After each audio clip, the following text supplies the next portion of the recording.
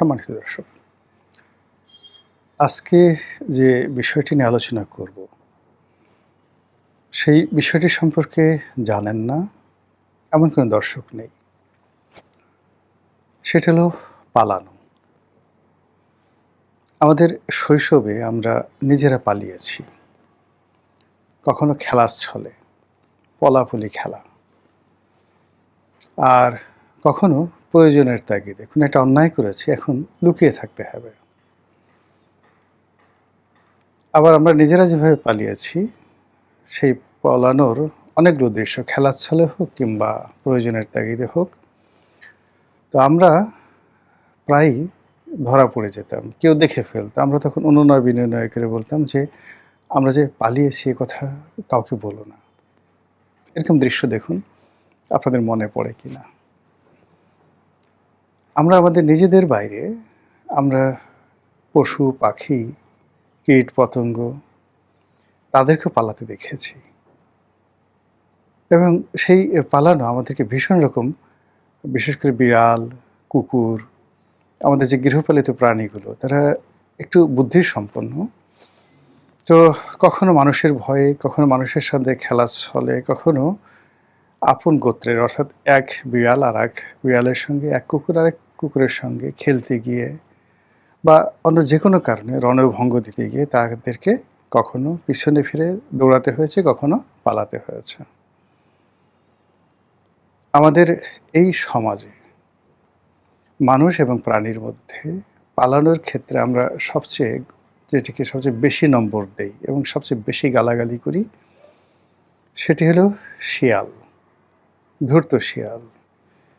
শিয়ালের মতো এত চমৎকার করে, এত সুন্দর করে, শৈল্পিকভাবে কেউ পালাতে পারে, এটা সাধারণত আমরা জানি না। এজন্য আমরা কাউকে যদি কখনো নেতিবাচক অর্থে কারো মেধা, কারো যোগ্যতা আমরা টিটকারি করতে চাই, কাউকে যদি আমরা ছোট করতে চাই, তাহলে তাকে আমরা শিয়ালের ধূর্ততার সঙ্গে তুলনা করি। আজকের যে শিরোনামটি দেয়া হয়েছে, সেই শিরোনামটির সঙ্গে কোনটার মিলন ঘটাবো? মানুষের পলায়ন, পশুর পলায়ন, রাজনীতিবিদ বা রাজা-বাদশাদের পলায়ন, সেগুলো? নাকি কেবলই কেন পলাবেন, কখন পলাবেন, কোথায় পালাবেন, এই বিষয়ের ব্যাখ্যাগুলো বলব। আপনাদের হয়তো প্রশ্ন আসতে পারে যে আমি এই সময়টিতে কেন হঠাৎ করে এরকম কথা বলেছি। এর আগেও পালানো নিয়ে আমি বহু লেখা লিখেছি আর বহু ভিডিও করেছি। শেখ হাসিনার জমানাতে বহুবার ভিডিও করেছি, ইউনূসের জমানাতে বহুবার ভিডিও করেছি। এই প্রথম তারেক রহমান সাহেবের জমানাতে পালানো নিয়ে ভিডিও করলাম, এই প্রথমবার। এখন প্রশ্ন হলো যে, হঠাৎ করে তারেক রহমান সাহেব বা তার সরকারের মধ্যে কি পলায়নের কোনো লক্ষণ আপনারা দেখতে পাচ্ছেন? বা ৪ মাস অতিক্রান্ত হলো, তো এই সময়ের মধ্যে হঠাৎ করে এই পালানোর কথা আসলো কেন? আপনারা লক্ষ্য করবেন যে এই কথাগুলো কিন্তু আমরা বলছি না। সরকারের বান্ধব, সরকারের আপনজন, সরকারের ভেতরের লোক, সরকারের বাইরের লোক, পার্লামেন্টের ভিতরের লোক, পার্লামেন্টের বাইরের লোক, বা যে সকল দল পার্লামেন্টে রিপ্রেজেন্ট করে তাদেরই যে সকল সদস্য পার্লামেন্টে যেতে পারেনি, বা যে সমস্ত দল বা ব্যক্তি পার্লামেন্টে গেছেন, মন্ত্রী হতে পারেননি, সরকারি ঘনিষ্ঠজন, তারপর মন্ত্রী হয়েছেন কিন্তু ক্ষমতা পাননি, তাদেরকে বঞ্চিত করা হয়েছে, একঘরে করে রাখা হয়েছে। তো এ সকল মানুষ একান্ত আলোচনায়, কখনো কখনো মিডিয়ার সামনে সরকারকে ভয় দেখানোর জন্য যার যার অবস্থান থেকে তারা বলেন যে ইন্ডিয়াতে আওয়ামী লীগ পালিয়ে গেছে, দে হ্যাভ দ্য ওয়ে, তাদের একটা পথ ছিল, তাদের একটা অবস্থান ছিল, তাদেরকে আশ্রয় দেওয়ার মতো দেশ, কাল, জাতি ছিল। কিন্তু আপনারা পালাবেন কোথায়? একটু স্মরণ করে দেখুন তো যে গত ৪ মাসে এই কথাগুলো কতবার বলা হয়েছে, কোন কোন নেতারা বলেছেন, কোন কোন দলের লোক বলেছেন। তো তারই প্রেক্ষিতে মূলত এই আজকের এই অনুষ্ঠানটি করা। আসলে বিএনপির জন্য পালানো সত্যিকার অর্থে একটি ঝামেলার বিষয়, এবং জামাতের জন্য ঝামেলার বিষয়। কোনো কারণে গণেশ উল্টে গেলে, রাজনীতির যে পরিবেশ পরিস্থিতি তাদের বিরুদ্ধে চলে গেলে, তাদেরকে এদেশের মাটিতেই প্রতিপক্ষের হাতে লাঞ্ছিত, অপমানিত এবং আরও যে সকল দুর্ভোগ দুর্দশা রয়েছে সেগুলো পোহাতে হবে। কিন্তু আওয়ামী লীগের মতো টুস করে সীমান্ত পাড়ি দিয়ে তারা দিল্লিতে চলে যাবেন, কলকাতাতে চলে যাবেন, আগরতলা, মুর্শিদাবাদ কিংবা অন্য কোনো শহরে যাবেন ভারতের, যেটি সম্ভব নয়। তারপর তারা সীমান্ত পাড়ি দিয়ে, বঙ্গোপসাগর পাড়ি দিয়ে অন্য কোনো দেশে যাবেন, মায়ানমারে যাবেন, বাংলাদেশের গহীন অরণ্য পাড়ি দিয়ে তারা মায়ানমার হয়ে থাইল্যান্ড যাবেন, সমুদ্র পথে তারা সেই বঙ্গোপসাগর পাড়ি দিয়ে নৌকায় করে পাকিস্তানের জাহাজে উঠবেন। এটি একেবারে অসম্ভব বিষয়। তো এই কারণে কি হলো যে সরকারের যারা প্রতিপক্ষ, জামাতের যারা প্রতিপক্ষ, তারা সবসময় সরকার এবং জামাতকে ভয় দেখাচ্ছে যে আপনারা পালাবেন কোথায়। এই হলো মূল বক্তব্য। অতীতে আমাদের দেশে যে রাজনীতির সহিংসতা ছিল, মানে থিঙ্ক অ্যাবাউট দ্য চ্যাপ্টার, রাজনীতির যে অধ্যায় ছিল সেই অধ্যায়গুলোর একটা পরিণতি আমরা কল্পনা করতে পারতাম। আমাদের দেশে যেই কয়বার পট পরিবর্তন হয়েছে, সেটা ৭৫-এ বলেন, ৭৭-এ বলেন, ৮১, তারপর ৯০, ৯১, ৯৬, মানে যে কয়বারই পট পরিবর্তন হয়েছে সেই কয়বারই মানে এরকম পালানোর মতো ঘটনা ঘটেনি যেভাবে পালানো এইবার আওয়ামী লীগের ক্ষেত্রে ঘটেছে। তো সেক্ষেত্রে যেটি হচ্ছে যে আওয়ামী লীগ যেভাবে পালিয়েছে, বিএনপিকে এবং জামাতকে তাদের দুঃসময় একইভাবে পালাতে হবে। There is no way. কারণটা কি? কারণটা হলো আমাদের দেশে যখন, বা পৃথিবীর যে কোনো দেশে, সমাজে কালে একটি মন্দ রেওয়াজ চালু হয়ে যায়, সেই মন্দ রেওয়াজটা কখনো বন্ধ হয় না।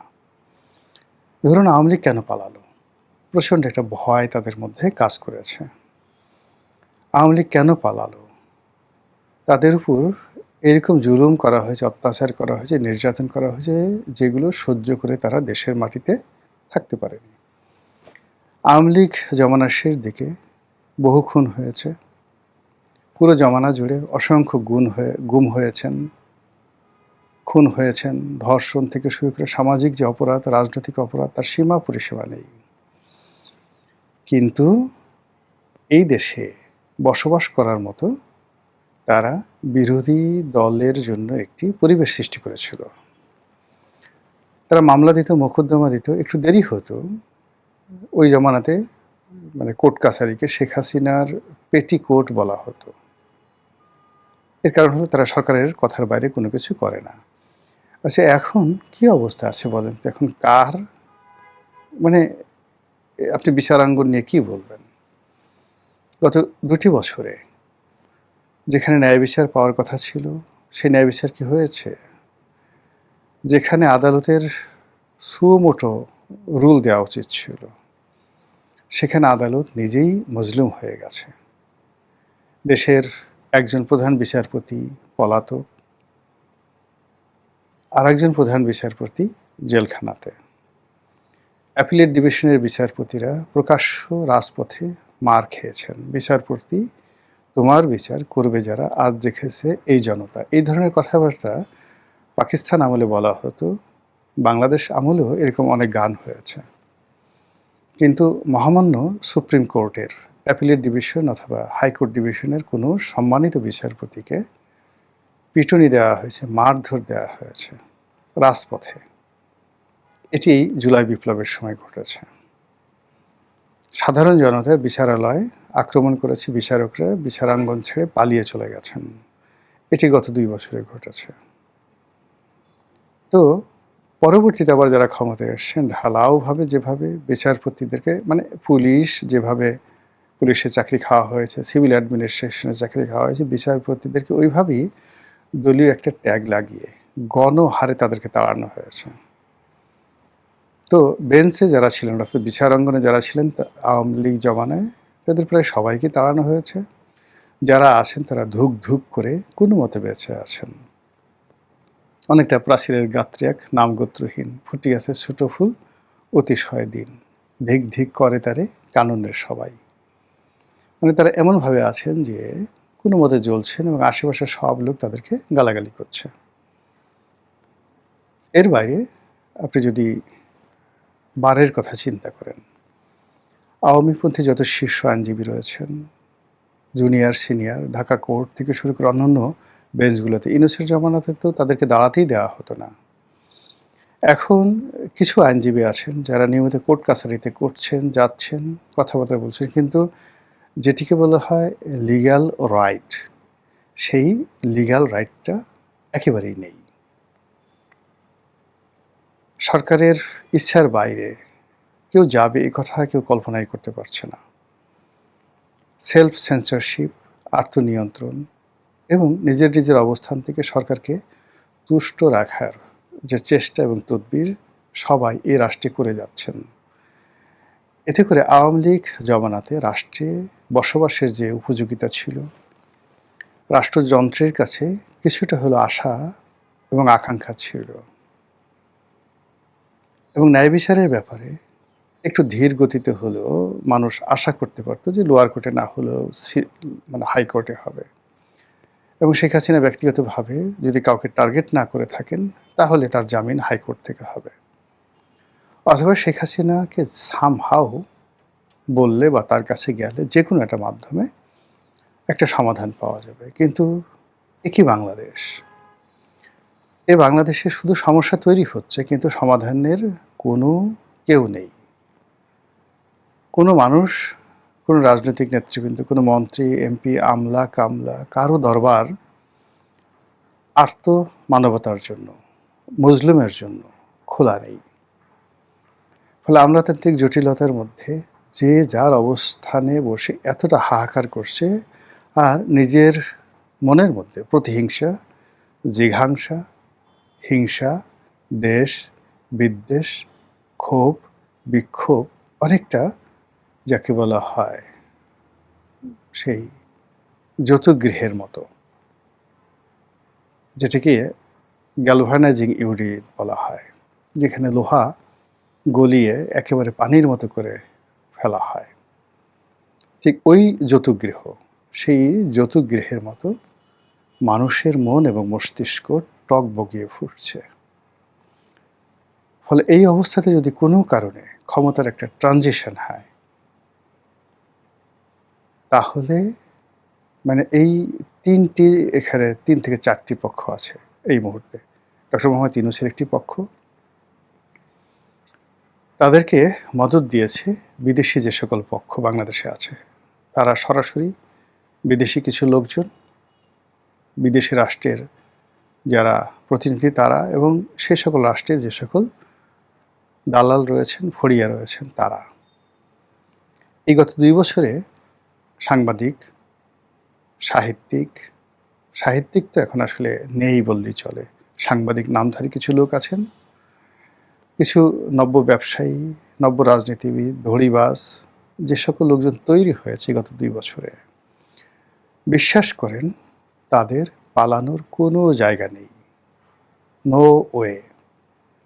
অথচ আপনি যদি পৃথিবীর ইতিহাস দেখেন, যুদ্ধের ইতিহাস দেখেন, মানে সব ক্ষেত্রে একটা এক্সিট প্ল্যান থাকে। আমাদের ঘরে জানালা থাকে, দরজা থাকে, ময়লা আবর্জনা নামার জন্য ড্রেনেজ পাইপ থাকে, আমাদের শরীরে আমরা যে সকল পোশাক আশাক পরি সেটা খোলার জন্য বাটন থাকে, বোতাম থাকে, হাতা থাকে, তারপর প্যান্টের সেই চেইন থাকে, আপনি আপনার প্রয়োজন সারতে পারেন। কিন্তু এখনকার যে রাজনীতি, পুরো রাজনীতিতে এরকম একটা বদ্ধ শৃঙ্খলের মধ্যে ঢুকে দেওয়া হয়েছে, এরকম একটা বদ্ধ ঘরের মধ্যে ঢুকে দেওয়া হয়েছে, এখান থেকে আপনি বের হতে পারছেন না।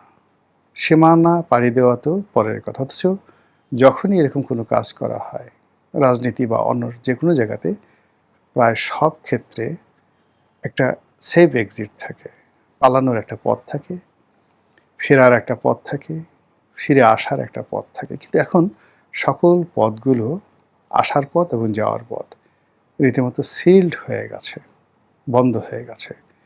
এই বন্ধ দরজা কখন কিভাবে কার জন্য খুলবে, আর কার জন্য আবার নতুন করে যে দরজাগুলো রয়েছে সেগুলো বন্ধ হয়ে যাবে, সেটাই এখন দেখার বিষয়।